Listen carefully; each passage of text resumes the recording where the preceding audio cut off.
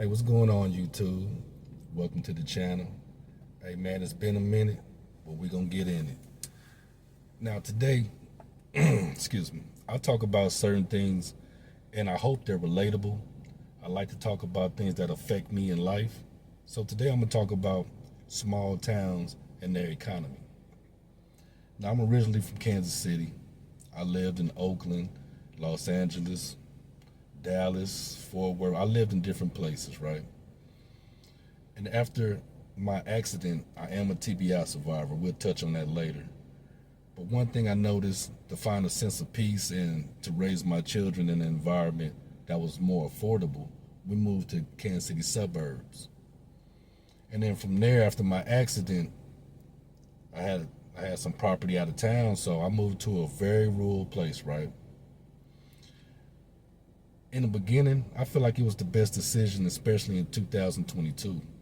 It was the best decision. The economy was doing fairly decent, but small town living, it takes a certain type of person to live there, especially if you're from a different city.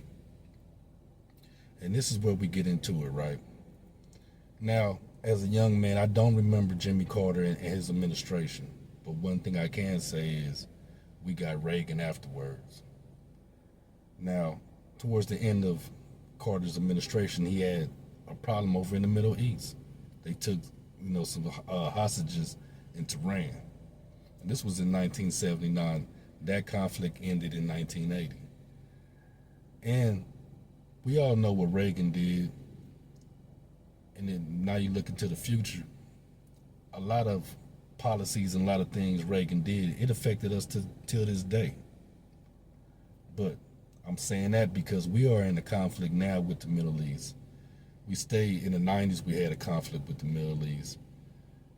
But we're at the point now to where this is costing our people so much money. When I say people, I mean the American people. It's costing us so much money. They're cutting different programs, so is it really worth it? So you think about after this, when this is finally ended, when it does end, the president, he ran on no more wars, tax on overtime, which all that was BS. So when this conflict ends, how is our economy going to get back to how it fairly was? Things were high, but they were manageable, with Biden. There was a working wage that people were able to achieve and able to make a living. So we think about whenever this conflict is over with, and the midterms are coming up. So let's see what goes on. We have a couple of years. Our economy is going to be messed up for years after. But until people, I think, will be satisfied, it's going to be a couple of years before any of that, transpires. So coming to this another small city, I see the industry that's not there anymore. I see abandoned factories, a lot of farms that are disheveled, and you see the product they're growing. But as you ride by, you see a major company owns it, like Monsanto and other major companies. And I look at the farmers and how they look at this administration and how they think they was going to I'm not going to say profit, but make a decent living. Let's be fair in this conversation. And I feel like they were tricked. But again, you come to a city like this and you see an economy dying. Of course, the gas stations, the restaurants, nursing homes, because they're essential workers. All these places are booming. High turnover rates, though. And it makes you think, okay, why is there high turnover rates? You can make an easy living out here. So I stopped and got gas and a few Zuzus and Wham Whams. And I noticed people that were working in there, older gentlemen, a few younger ladies. It was all ages of people working at this gas station. Just a regular gas station, right? So as I was handling my business and I started mingling, going to different places, seeing what's really out here as far as like thrift, different texture manufacturers, just different things of my interest, the reason why I'm here. And as I talk to the younger generation, I say the mid 20s, early 30s, it's nothing out here to make money. Now, the factories that are out here, they're viable and they do feed the community. But the dollar that they make, the money that they make, is taking 15 minutes, 30 minutes outside their community. So there's no growth inside the city. So when I pose the question of why is there, why won't people come out here and work where you're working at? Why don't people want these factory jobs? And it was simple. The way the economy is, housing is expensive. Of course, we complain about groceries and everything else, but housing and basic living, things are expensive right now.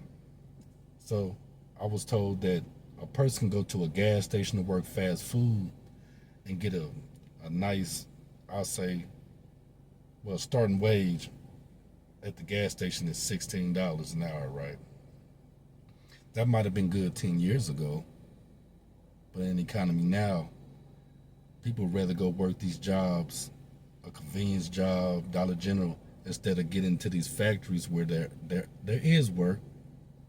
And that's not the case in every situation. I'm talking about this particular city I'm in now. They'll go work fast food because if you enter this factory, you may get 17, 16.50. I think the factory here is like 16.81. So it's no proper payout. One job you're working harder. Well, that's subjective. It depends on what kind of work you do. You can work in a convenience store or you can work in a factory and get the same pay. And that made me think, and as I was listening to how it's being explained to me, it really made me think that's why a lot of people, a lot of youngsters and post-baby boomers are lazy nowadays. Not that they feel like they're owed something, but it's nothing for them to motivate them. Like when I first moved outside of Kansas City and figured out how I was going to do things, and when I got with a certain company, when I started rising in the ranks, I drove an hour every day, an hour and a half back to Kansas City, out here, back to Kansas City every day, and I did that for 10, 11 years. But it was for the pay rate, and I clearly understood that.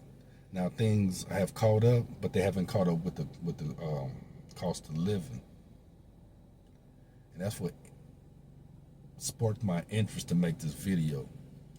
Because I'm watching small towns like this, even the one I live in, these small towns are dying, and it's because people voted for this. Places like this used to be tourist attractions if you're traveling through the Midwest. You like farms, you like caves where you can go fishing, you like fun parks, all that's here. Nature, the Katy Trail, you can take the Katy Trail from here to St. Louis if you choose to bike or something like that. It's a lot of different things that people, come here for. Not really everything I'm interested in, but there is an economy that exists, especially different times of the year, excuse me. And I'm watching that die. It's just very interesting. A place like this is very, you can get a house for 25, 30 grand, but would you want to live out here? The mom and pop stores don't offer, especially a lot of grain products people are into. It's a lot of fats, a lot of sodas, a lot of chips, a lot of pork. But the economy that brings people here is dying. The fireworks ceremonies are not as grand as they used to be. There's a lot of unemployment, but there's no motivation for anybody. And I'm starting to notice this within these cities. They're taking away things. You see different flags on Freedom 250, and that's even weird, Freedom 250. But there's nothing for people to do. The food shelters, the food pantries are going up. And I understand I have a different way of thinking. And when I do my my thrifting, when I buy in bulk, I see people with the same hustle trying to make something crack. But it's a lot of people, when they walk out their door, they're not motivated. And I can't say I haven't been there, but it's shocking. It's so many different ways to try to go get it that people just don't. And I see different opportunities out here in these rural areas. It's a lot you could do, especially if you're a young man. Snow removal, anything is possible. But then again, when we get back to the whole subject, I'm getting off into something else. I'm just talking. But the economy's dying. How do you rebuild the economy when people are taking money outside the community just so they can save money? And with gas prices, even in my situation, if I really want green products or fresher fruit, I have to drive 25 minutes from where I live. And sometimes it's a bother, like when it snows or I just don't feel like it. But again, I'm just talking off the head. I'm just amazed at how, watching these cities die, that people wouldn't vote for their interests. People are so selfish nowadays. They took themselves off they took the plate away from themselves. How people thought it was going to be, it's not. We have a younger generation that I focus on because I have a daughter that just went back to college. What kind of opportunities are available? Yes, you can go to college, you can do a lot of things and be successful, but 10 years from now, how's the world going to be? They have to learn to adapt to a world that has no certainty. And with that, the question I ask is, what about the small towns again? There's no certainty. Are people going to migrate to bigger cities? How do you do that if the cost of living is is unbearable to some? But anyway, I just want to get on here and run my mouth and share this thought with you, just me, you, and the camera.